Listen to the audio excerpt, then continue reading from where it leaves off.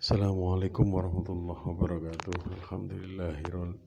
Alhamdulillahirabbil alamin. Alhamdulillahilladzi hadana subul salam wa ahfana bi syari'atin nabiyil karim. Asyhadu an la ilaha illallah wahdahu la syarikalah dzul jalali wal ikram. Wa asyhadu anna sayyidina wa nabiyyina Muhammad abduhu wa rasuluh.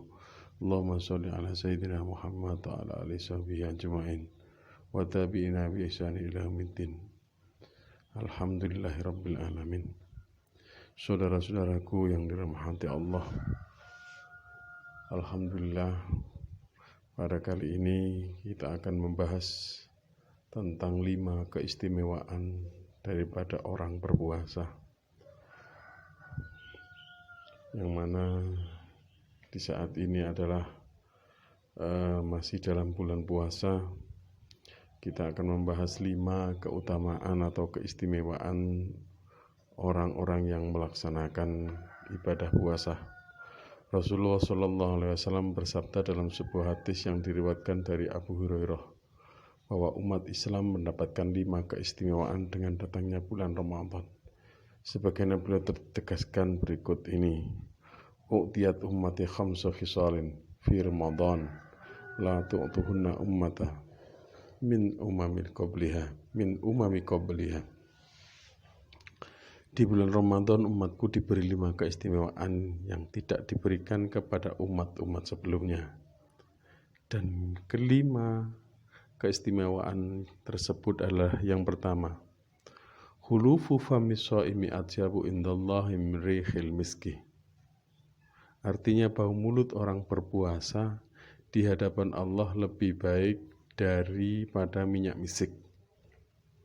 Jujur saja, kita mengakui bahwa bau mulut orang berpuasa aromanya tidak sedap.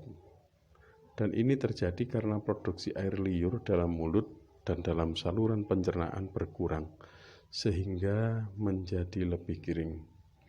Akibatnya timbul halitosis atau bau mulut yang khas, yang tak jauh berbeda dengan ketika kita baru bangun tidur. Dan salah satu kiatnya adalah ketika kita berbuka, kita minum air putih yang banyak selama berbuka, atau sebelum sahur atau sahur kita minum air putih yang banyak, atau sebelum kita sebelum imsak, habis sebelum duhur, atau setelah kita bersahur atau kita sahur, kita sikat gigi atau gosok gigi. Apabila kita gosok gigi setelah duhur, maka hukumnya makruh. Tapi nggak apa-apa sih. Ini menjadi tanda perbedaan antara orang yang berpuasa dan orang yang tidak berpuasa. Tapi semuanya itu Allah yang tahu. Jangan dipamer-pamerkan. Aku ini bauku nggak sedap, ampun pamerkan. Nggak begitu juga. Yang jelas mempunyai hikmah yang banyak bau mulut itu. Makanya nek wis bau mulutnya seperti itu, ya jangan banyak berbicara dengan orang.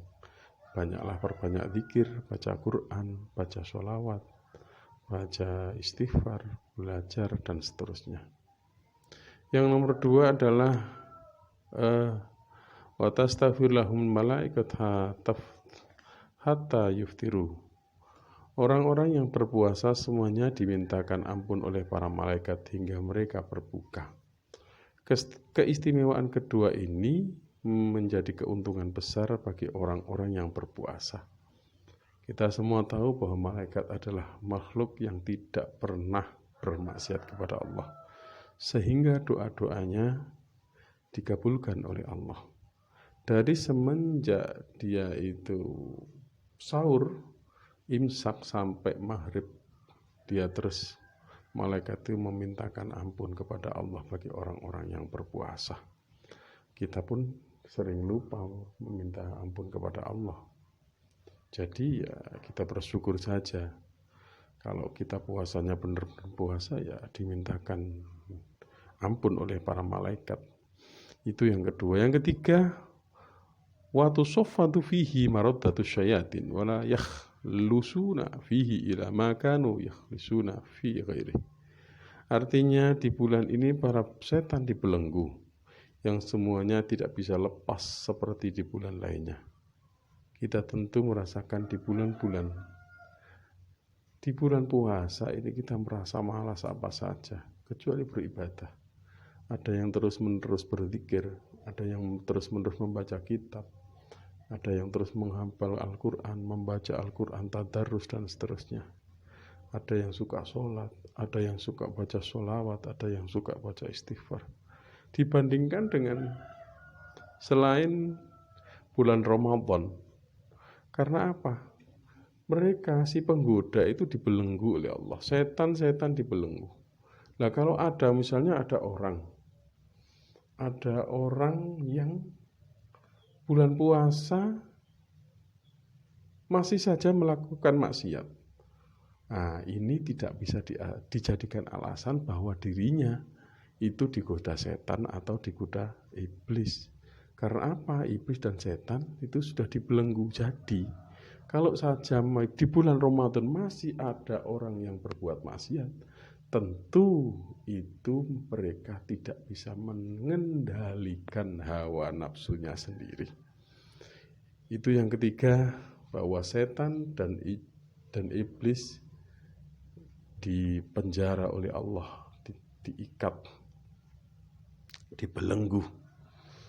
Yang keempat, keistimewaan yang keempat, kata Nabi, wa zainullahu lahum kullu yaumin jannah thumma yaqul yusiku ibadi as-shaimuna ayyalku anhum mu'minatun adha wal adha yasiruna ilaik. Artinya, setiap hari di bulan Ramadan Allah memperindah surga untuk orang-orang yang berpuasa.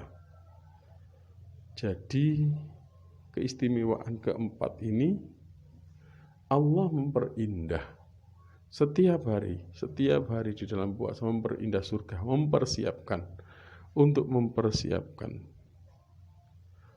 bagi hamba-hambanya yang berpuasa. Kemudian Allah berfirman, para hambaku yang melakukan puasa hampir menemukan hasil dan jari jerih payahnya hingga sampai kepadamu wahai surga.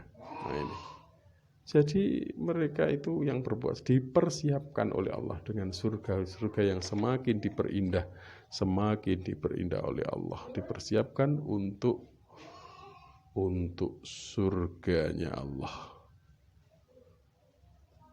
Yang keistimewaan nomor kelima adalah wa yaghfir lahum fi ajri lailin wa yaghfir lahum fi akhir lailah.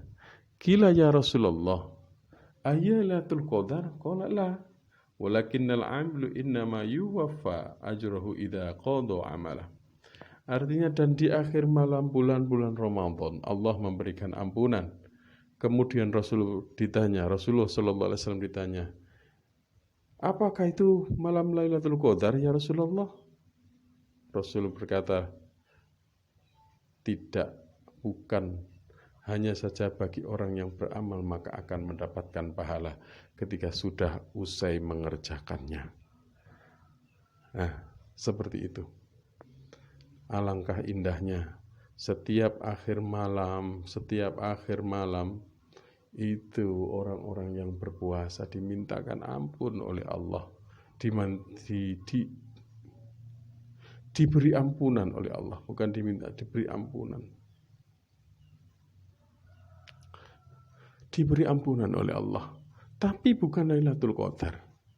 Setiap ampunan dengan Lailatul Qadar itu berbeda. Ampunan itu sendiri, Lailatul Qadar sendiri. Ampunan itu diturunkan oleh Allah setiap akhir malam kepada setiap orang yang berpuasa. Akan tetapi Lailatul Qadar itu beda lagi, peristiwa yang lain. Peristiwa Lailatul Qadar itu peristiwa atau sesuatu nikmat yang diberikan Allah kepada orang-orang yang tertentu yang dipilih Allah sendiri. Bukan setiap malam, setiap akhir malam. Tapi Lailatul Qadar itu sesuatu atau malam 1000 bulan orang beramal satu malam itu sama dengan 1000 bulan. Tapi bagi orang yang dipilih oleh Allah Subhanahu wa ta'ala. Bukan semua orang berpuasa dapat. Nah, Nabi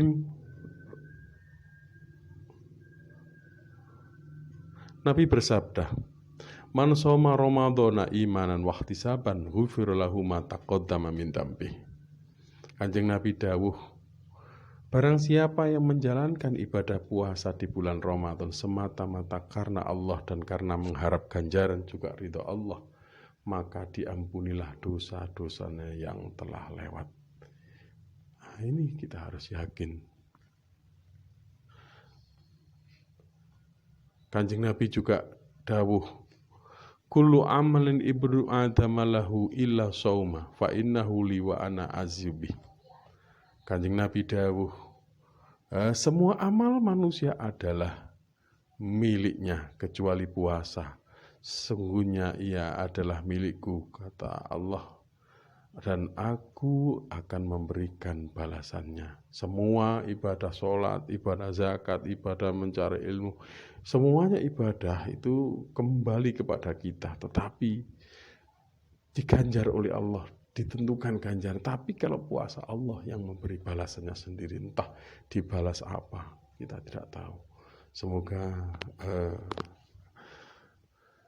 ngaji kali ini bermanfaat, dan semoga kita bisa menjalani ibadah-ibadah puasa dengan sebaik-baiknya. Wallahul muwafiq ila aqwamit thoriq. Al-afu minkum. Wassalamualaikum warahmatullahi wabarakatuh.